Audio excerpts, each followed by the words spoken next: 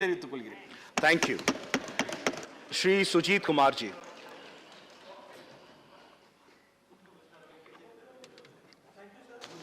Sir, I support the bill. Sir, मैं माननीय मंत्री जी का रिप्लाई लोकसभा में सुन रहा था. उसमें जो जन औषधि केंद्र के बारे में वो बोल रहे थे और जो जेनरिक मेडिसिन का यूसेज 2% से बढ़ के भी 8% हो गया है देश में, ये बता रहे थे. और एपीआई हम लोग जो इंपोर्ट करते हैं 80% ऑफ आवर एपीआई, अभी lot of steps have been taken by government, उसके बारे में बता रहे थे. Sir, but so I commend the government for these initiatives. But sir, one of the previous honorable member was speaking about APIs at length, and he mentioned about this 80% APIs being imported, and we know most of it comes from China. And we also know the relationship we have with China, how ugly it is, how China's behavior has been so ugly. So from a national security perspective as well, it is imperative that we spend more on research. But guess what, sir? India spends only 0.7% of its GDP on research, which is really sad, very sad. Translated, it is roughly $52 billion on purchasing power parity. Guess what again? China spends $372 billion on research, which is more than 7 times ours.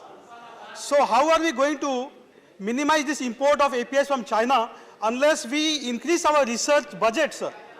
I'm not sure how much of this $52 billion or 0.7% of GDP on research is spent for pharma research, but my guess is it may not be more. So first and foremost, my request to Honorable Minister is to increase the budget on research. And NIPER, the name itself says it's a research institute. And in fact, one of the statement of objects and reasons of this bill states that this bill has been lined up, the NIPER amendment bill has been lined up to put pharma research on a stronger footing. And we are all aware, sir, during COVID-19, how India has been one of the few countries, in fact, in the world to be able to produce vaccine and, in fact, export vaccines as well. I will, sir, now state the achievement of NIPER Mohali here. I will like to put it on record. They have done pioneering work on treatment drugs of COVID-19 and also on antiviral treatment.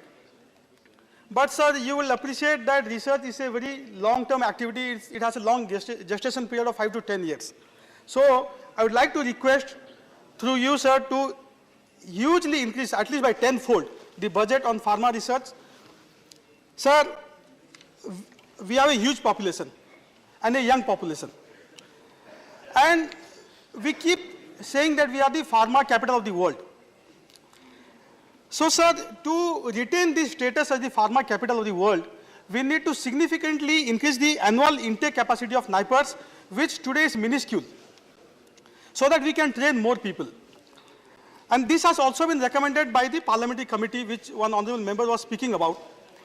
In fact, sir, why don't we consider setting up more NIPERs in different parts of the world? I do understand that 5 more NIPERs have been lined up at Madurai, Nagpur, Jalgaon, New Raipur and Bengaluru. And my previous speaker, Rajesh Kumar ji, was lamenting on the fact that no budget has been allocated for the NIPER at Madurai and for other NIPERs as well.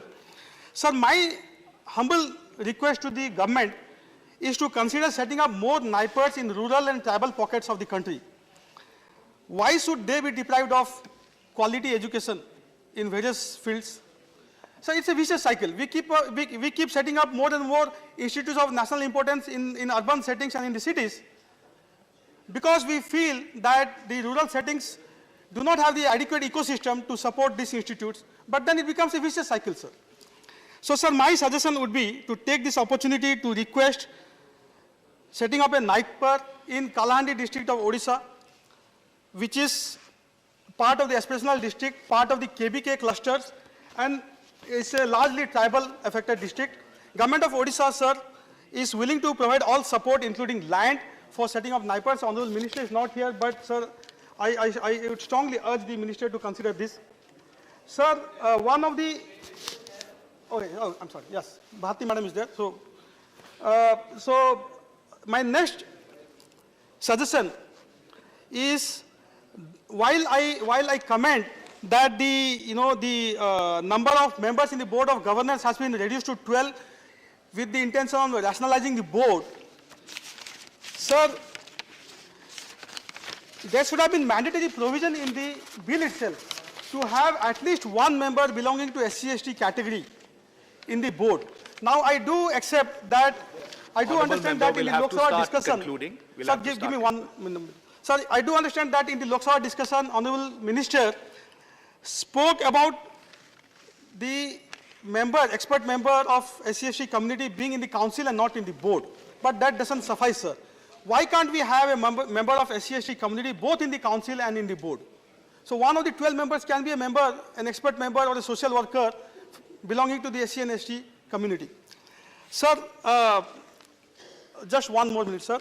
Sir, there is huge disparity now amongst the NIPERs in terms of quality, in terms of infrastructure, in terms of courses offered.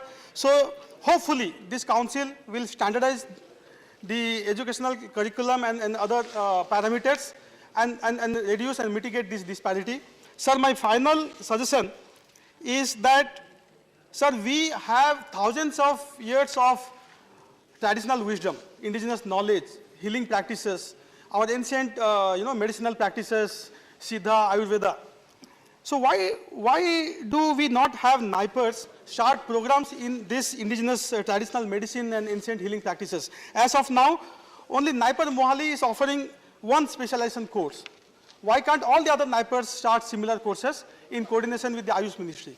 So, sir, I will conclude by requesting the Honourable Minister to consider setting up a NIPER in Kalahandi district of Odisha and consider making it mandatory to have a member of SC/ST community, expert member, in the board itself. Thank you. Thank you. Honourable